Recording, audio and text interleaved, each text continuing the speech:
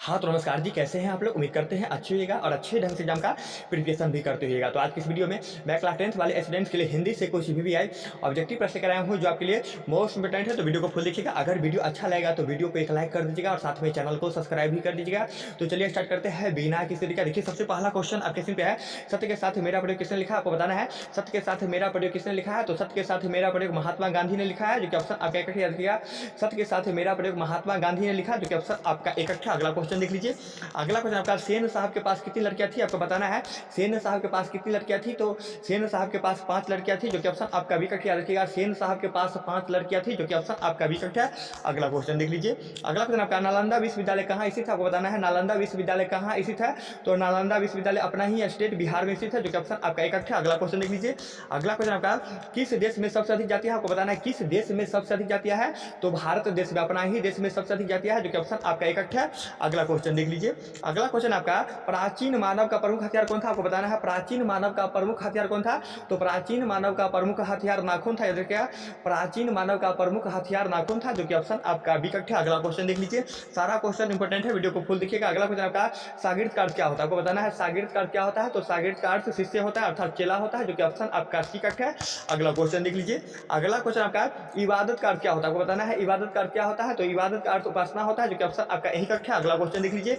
अगला क्वेश्चन आपका, लेखक के रिश्तेदार ने बहादुर पर क्या आरोप लगाया? आपको बताना है लेखक के रिश्तेदार ने बहादुर पर क्या आरोप लगाया है। तो लेखक के रिश्तेदार ने बहादुर पर पैसे चुराने का आरोप लगाया, जो कि ऑप्शन आपका एक है। अगला क्वेश्चन देख लीजिए। अगला क्वेश्चन आपका, लेखक के रिश्तेदार ने, यही क्वेश्चन है आपका, रिपीट हो गया है। अगला क्वेश्चन देख लीजिए। अगला क्वेश्चन आपका, भारतीय संविधान के निर्माण में महत्वपूर्ण भूमिका किनकी है? आपको बताना है कि भारतीय संविधान के निर्माण में महत्वपूर्ण भूमिका किनकी है। तो भारतीय संविधान के निर्माण में महत्वपूर्ण भूमिका डॉक्टर भीमराव अम्बेडकर की है, जो कि ऑप्शन आपका यही है। अगला क्वेश्चन देख लीजिए। अगला क्वेश्चन आपका, कवि के अनुसार जनतंत्र के देवता कौन है? आपको बताना है कवि के अनुसार जनतंत्र के देवता कौन है। तो कवि के अनुसार जनतंत्र के देवता किसान मजदूर है, जो कि ऑप्शन आपका डी कट है। अगला क्वेश्चन देख लीजिए। अगला क्वेश्चन आपका, शिक्षा और संस्कृति पाठ के लेखक कौन है? आपको बताना है शिक्षा और संस्कृति पाठ के लेखक कौन है। तो शिक्षा और संस्कृति पाठ के लेखक महात्मा गांधी है, जो कि ऑप्शन आपका यही कट है। सारा क्वेश्चन इंपॉर्टेंट है, वीडियो को फुल देखिएगा। अगला क्वेश्चन देख लीजिए। अगला क्वेश्चन आपका, सेन साहब की मोटर कार किस रंग की थी? आपको बताना है सेन साहब की मोटर कार किस रंग की थी। तो सेन साहब की मोटर कार काले कलर की थी, जो कि ऑप्शन आपका सी कट है। अगला क्वेश्चन देख लीजिए। अगला क्वेश्चन आपका, सेन साहब खोखा को क्या बनाना चाहते थे? आपको बताना है सेन साहब खोखा को क्या बनाना चाहते थे। तो सेन साहब खोखा को इंजीनियर बनाना चाहते थे, जो कि ऑप्शन आपका बी कट है। अगला क्वेश्चन देख लीजिए। अगला क्वेश्चन आपका, मैक्स मुलर कहाँ के रहने वाले थे? आपको बताना है मैक्स मुलर कहाँ के रहने वाले थे। तो मैक्स मुलर जर्मनी के रहने वाले थे, जो कि ऑप्शन आपका सी कट है। अगला क्वेश्चन देख लीजिए। अगला क्वेश्चन आपका, भारत में सर्वाधिक आबादी कहाँ बसती है? आपको बताना है भारत में सर्वाधिक आबादी कहाँ बसती है। तो भारत में सर्वाधिक आबादी गाँव में ही बसती है, जो कि ऑप्शन आपका सी कट है। याद रखिएगा, सारा क्वेश्चन मोस्ट इंपोर्टेंट है, वीडियो को फुल देखिएगा। अगला क्वेश्चन देख लीजिए। अगला क्वेश्चन आपका, भारत देश है। आपको बताना है भारत देश है, तो भारत गांव का देश है। याद रखिएगा, भारत गांव का देश है, जो कि ऑप्शन आपका बी कट है। अगला क्वेश्चन देख लीजिए। अगला क्वेश्चन आपका, काशी किसकी पाठशाला? आपको बताना है काशी किसकी पाठशाला है। तो काशी संस्कृति की पाठशाला है, जो कि ऑप्शन आपका यही कट है। अगला क्वेश्चन देख लीजिए। अगला क्वेश्चन आपका, बहादुर का पूरा नाम क्या था? आपको बताना है बहादुर का पूरा नाम क्या था। तो बहादुर का पूरा नाम दिल बहादुर था, जो कि ऑप्शन आपका बी कट है। अगला क्वेश्चन देख लीजिए। अगला क्वेश्चन आपका, कवि ने माली मालिन किसे कहा? आपको बताना है कवि ने माली मालिन किसे कहा है। तो कवि ने माली मालिन कृष्ण और राधा को कहा है, जो कि ऑप्शन आपका सी कट है। याद रखिएगा। अगला क्वेश्चन देख लीजिए। अगला क्वेश्चन आपका, सबसे प्राचीनतम भाषा कौन सी है? आपको बताना है कि सबसे प्राचीनतम भाषा कौन सी है। तो सबसे प्राचीनतम भाषा संस्कृत है। याद रखिएगा, सबसे प्राचीनतम भाषा अर्थात पुराना भाषा संस्कृत है, जो कि ऑप्शन आपका बी कट है। अगला क्वेश्चन देख लीजिए। अगला क्वेश्चन आपका, बेतवा कहाँ स्थित है? आपको बताना है बेतवा कहाँ स्थित है। तो बेतवा इंदौर के पास स्थित है, जो कि ऑप्शन आपका बी कट है। अगला क्वेश्चन देख लीजिए। अगला क्वेश्चन आपका, अहिंसा दिवस किस दिन को मनाया जाता है? आपको बताना है कि अहिंसा दिवस किस दिन को मनाया जाता है। तो अहिंसा दिवस जो है ये 2 अक्टूबर को मनाया जाता है, जो कि ऑप्शन आपका सी कट है। अगला क्वेश्चन देख लीजिए। अगला क्वेश्चन आपका, मिट्टी की अवोध मूर्ति कौन है? आपको बताना है मिट्टी की अवोध मूर्ति कौन है। तो मिट्टी की अवोध मूर्ति जनता है, जो कि ऑप्शन आपका बी कट है। अगला क्वेश्चन देख लीजिए। अगला क्वेश्चन आपका, भारत माता कहाँ निवास करती है? आपको बताना है भारत माता कहाँ निवास करती है। तो भारत माता गाँव में ही निवास करती है, जो कि ऑप्शन आपका एक है। अगला क्वेश्चन देख लीजिए। अगला क्वेश्चन आपका, मगम्मा थी। आपको बताना है मगम्मा थी, तो मगम्मा अंधविश्वासी थी, जो कि ऑप्शन आपका सी कट है। अगला क्वेश्चन देख लीजिए।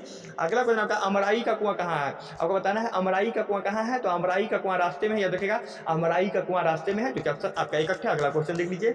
और कम समय में मैं आपको ज़्यादा प्रिपरेशन करवाऊंगा, तो आप लोग चैनल को सब्सक्राइब जरूर कर लीजिएगा। अगला क्वेश्चन आपका, मदन के पिता का नाम क्या था? मदन के पिता का नाम क्या था? तो मदन के पिता का नाम गिरधरलाल था। याद रखिएगा, मदन के पिता का नाम गिरधरलाल था, जो कि ऑप्शन आपका डी कट है। अगला क्वेश्चन देख लीजिए।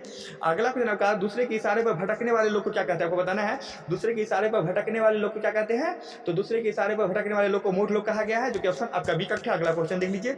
अगला क्वेश्चन आपका, वाणी कब विष के समान हो जाता है? तो जब राम का नाम नहीं लेते हैं तो वाणी विष के समान हो जाता है। देखिएगा, जब राम के नाम नहीं लेते हैं तो वाणी विष के समान होता है, जो कि ऑप्शन आपका यही करेक्ट है। अगला क्वेश्चन देख लीजिए। अगला क्वेश्चन आपका, सेन साहब किस तरह के आदमी थे? आपको बताना है कि सेन साहब किस तरह के आदमी थे।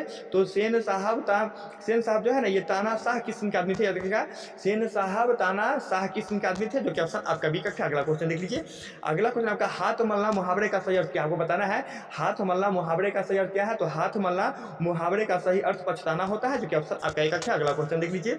अगला क्वेश्चन आपका, अवेन्यू किस नदी के किनारे स्थित है? आपको बताना है अवेन्यू किस नदी के किनारे स्थित है। तो अवेन्यू रोन नदी के किनारे स्थित है, जो कि ऑप्शन आपका बी करेक्ट है। अगला क्वेश्चन देख लीजिए। सारा क्वेश्चन इंपॉर्टेंट है, वीडियो को स्किप मत कीजिएगा। अगला क्वेश्चन आपका, दारिश क्या है? दारिश क्या है? तो दारिश सोने के सिक्के, याद रखिएगा, दारिश सोने के सिक्के है, जो कि ऑप्शन आपका यही करेक्ट है। अगला क्वेश्चन देख लीजिए।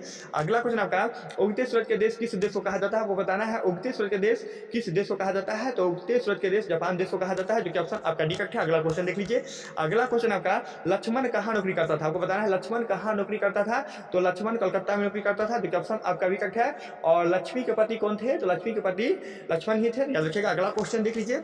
अगला क्वेश्चन आपका, बहादुर का स्वभाव कैसा था? आपको बताना है बहादुर का स्वभाव कैसा था। तो बहादुर का स्वभाव कर्मठ और ईमानदार था, जो कि ऑप्शन आपका बी करेक्ट है। अगला क्वेश्चन देख लीजिए। अगला क्वेश्चन आपका, किससे महलों की नींव खड़ जाती है? आपको बताना है किससे महलों की नींव खड़ जाता है।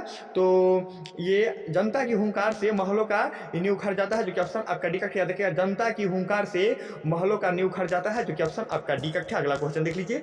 अगला क्वेश्चन आपका, तमिल मलयालम तेलुगु भाषाएं, आपको बताना है तमिल मलयालम तेलुगु भाषाएं हैं। तो ये दक्षिण भारत की भाषाएं हैं, तमिल मलयालम तेलुगु, याद रखिएगा, जो कि ऑप्शन आपका बी करेक्ट है। अगला क्वेश्चन देख लीजिए। अगला क्वेश्चन आपका, बिरजू महाराज किस शैली के नतर्क है? आपको बताना है बिरजू महाराज किस शैली के नतर्क है। तो बिरजू महाराज कथक शैली के नतर्क है, जो कि ऑप्शन आपका यही करेक्ट है। अगला क्वेश्चन देख लीजिए। अगला क्वेश्चन आपका, भाईचारे का दूसरा नाम कौन सा है? आपको बताना है भाईचारे का दूसरा नाम कौन सा है। तो भाईचारे का दूसरा नाम लोकतंत्र होता है, जो कि ऑप्शन आपका करेक्ट है।